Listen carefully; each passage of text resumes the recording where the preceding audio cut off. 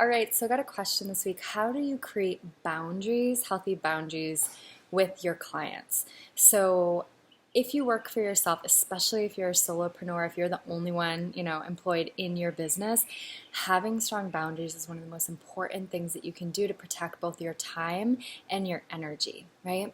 And what I love about creating boundaries is not only does it help you have more time and space and more energy and more to give, but it's also really powerful for your clients. It's really of love and of service to create boundaries for your clients so they know what to expect and so that you hold them to the highest potential that they have as well. If you're always saying, oh no, it's fine that you rescheduled, oh no problem that you're late, oh okay, like you didn't do the homework, okay, you're not really being of service, right? Because you're just letting them get by with bullshit that they would get by with on their own terms. But you are a force for good. You are a coach. You are a healer. You are somebody who is really a stand for good in the world. And that really means being able to hold your people to the best possible version of themselves. Okay, so here are the ways that I create healthy boundaries for myself and for my clients. So step one is to really make sure you have all the information. Sometimes we can look at an email and we get a little resentful or oh my God, that person they didn't come to the session and I just put in all this effort into prepping for it and they're not here.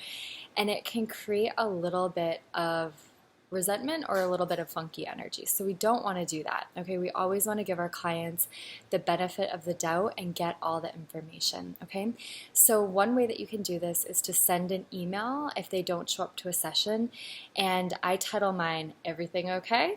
And then I say, hey, checking in, is everything okay? I have us on for 2 p.m. I haven't heard from you. And then I set the boundary. I say, if I don't hear from you within 10 minutes, I will assume something came up and you can reschedule here. So you want to make sure that you're giving them the benefit of the doubt, that you're getting all the information. Many times I'll send out that email and people will actually call me and they'll say, oh my God, I'm so sorry. I'm so glad I saw your email and I'm glad that came up. And so I'm so glad I take that time to get all the information and to reach out, because all the information was that they didn't actually know that, we were meeting at that time, or they were in the middle of something and it completely slipped their mind. So you want to get the information from your clients and understand what's going on.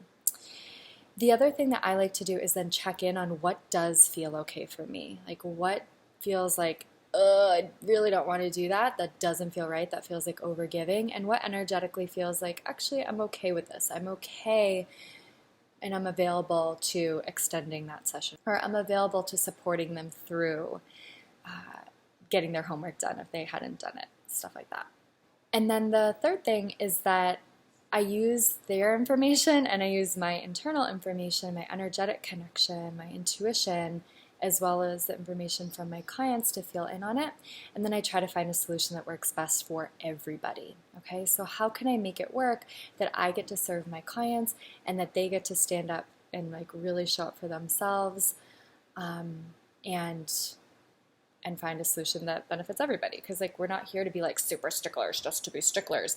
That usually happens when we're not taking care of ourselves and not really giving to ourselves, or we're out of alignment. Okay, so you want to get that in check always, always, always.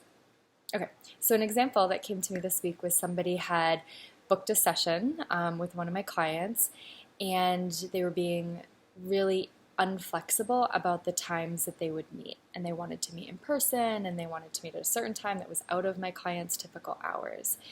And so what we did is we looked at it. We had to get the information, right? So we ended up finding out this woman works during the hours that my client typically does her sessions. So it wasn't that she was just being annoying and being frustrating. It was that she actually really wanted to do this session but had work. Okay, so then my client checked in on what was she actually willing to do. And when she really checked in on it, she was like, you know what?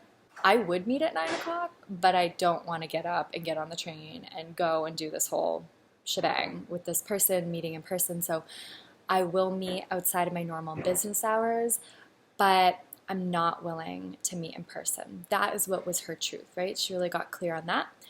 And then she was able to find a solution that benefited everybody. She said, hey, I really, really want to work with you. I'm super excited about this. I totally understand you have to work. I'm not able to meet in person if we do meet at 9 o'clock. However, what I would love to do for you is to offer you an online or like Skype session or Zoom session or whatever. I think this will help us both be able to get what we need and be able to meet and make it work. Let me know if this works for you. So excited again to get started with you. Okay, so the energetic is always of service, getting the right information, making the best decision, checking in with yourself, but also holding your client to the highest potential that they have. That might also mean saying like, hey, I know that we've gone back and forth a few times. Here's what I'm going to need from you. I'm really going to need your commitment to make this work. I'm going to show up 110% for you, but what I really need from you is to show up for yourself too. You know, one of the most important mindsets that we can cultivate in doing deeper transformative work or coaching or consulting or whatever it is to really find ways to make things work.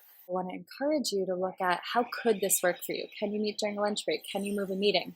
The truth is, these are important goals that you want to have, and you outline your goals. And then once they see like, oh yeah, she's just trying to help me get this thing. If I don't make the time for myself, I'm probably never going to get it. Then you're being in service to your clients. Okay, I hope that makes sense. You guys are amazing. I love you. Keep going.